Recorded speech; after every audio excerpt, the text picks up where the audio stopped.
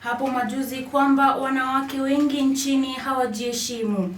Wengi wao ilisemekana ni tamaa ya pesa kutokana na umaskini wa nchi.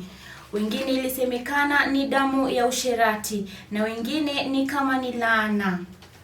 Wanasema Waswahili, cha mchama huchama na cha mgura hugura.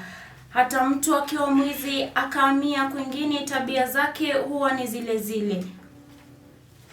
Ilishtua kuona watoto wadogo, akina mama ni miongoni mwa washerati hao. Huu ni mfano mbaya kwa nchi na kizazi cha kesho. Hata hivyo, wana Elstar wamewataka maafisa husika kuwachukulia hatua kali za kisheria. Kwa mengi zaidi, hebu tumpate ripota wetu wa Gatina. Hello. Hello. Unanisikia? Ndiyo, nakusikia. Hujambo? Si jambo. Waitwaje? Naitwa Sandra. Haya basi, tupashe yaliyomo.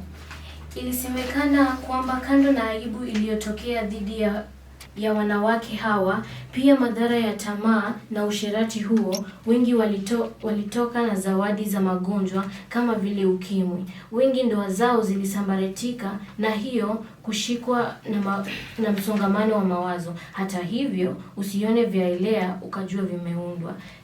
Ripota wenu Sandra nikikuwa Gatina. Hebu tumpate ripota mwingine.